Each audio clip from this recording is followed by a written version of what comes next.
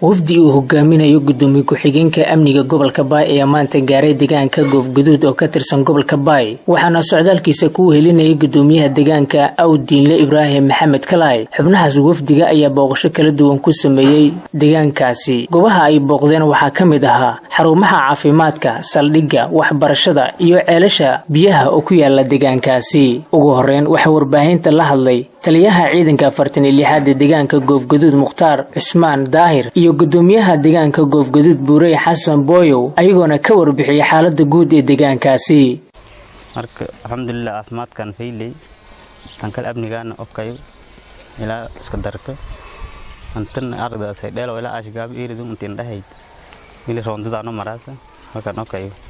wajaayada mujarrad alxamdulillah bariyalkan halkan faylay fadda gudoomiyaha Saraakiil taliyaha ciidanka eedeedan ma santin siisan haneen booqatan ma aragna gudoomiye gobol oo bulshadii isu xukumaay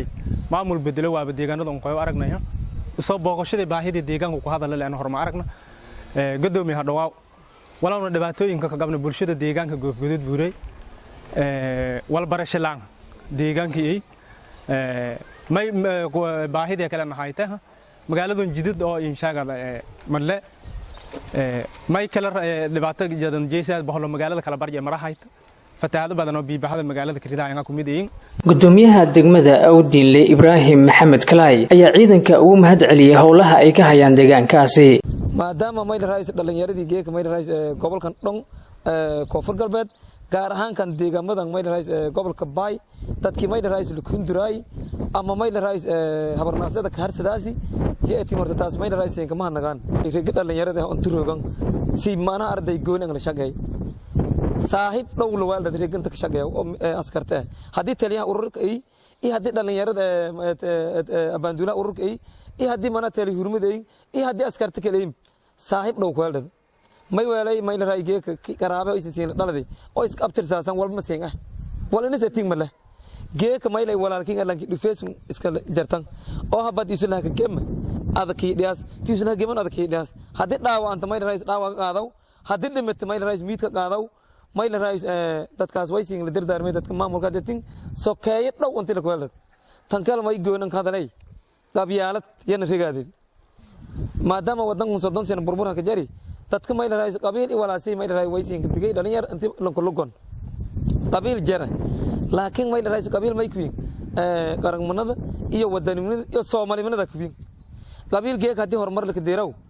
ha aragnan may raayis natiijadiis iyo heershi qabiil dagaalanay lamba may raayis lanki duuli abtishee dili ki haduuli kana ay sameeyay dili dadkun dad dhaladii dadkun deegaamadan degan koonfur galbeed dad walaalo ah dad is dhaladii dad iska abtirsadaa dad ay san abtaaw hadii may raayis natiijo la qabiil man amana nisdile ana wal faa'iido ma laha aragnan horumar jay aragnan way faday qabiil manadaas oo quranka ah in god la kariid waana inta qabiil manada la duugan waa shay xaq ah hatta sunnada rasuulka alayhi salatu wasallam kamid rasuulka way alayhi salatu wasallam da'awhu fa innahu mumtina qabiilka baqto weerino qurun marka saas daraadee way siin la dardaarmay dhalinyarada mana arday aaganka sugun mas'uuliyiinta mana maamulka iyo mana taliyaha ururkan sareen walaalayaal qabiil manana iska riirday walaalayaal qabiil oo istaraw mala marka taas dardaara oo tan kale way siin la dardaarmay in la foojiganaad in la taxadiro in odowgana yeefan mayna raayis nin laga seexdo ha seexanin soo jeedo way adiba la ki hindura ama hinduraas hamiin inta la jeedo geen la jeedo taasu tan kale may goonin la dardaarmay taliyaha ururka iyo mayna raayis askartis koow in horta iska amar qaadad askari manada la sheego iska amar qaadasho hadii taliyaha ururka amar shay la qaado abaanduna mayna raayis amar shay la qaado tali hurmada kale amar shay la qaado tali ko amar shay la qaado tali uu amar shay la qaado walba jabay ma kooyo wal adduunyo mayna jabay kooyo mala maamulku mana kale amartiisa qaado marka dil amar qaadada hadii amar qaadashadaas oo dhab ah kooyo odowga inta weer isla jab iyo burbur iyo bilaayil kulma khawaarij ugu dambeyn waxa warbaahinta la wadaagay gudoomiye ku-xigeenka amniga gobolka Baay Xasan Aadan Nuur asigoo maamulka koonfur galbeed ugu baaqay inay wax ka qabtaan dhibaatooyinka ka jira deegaankaasi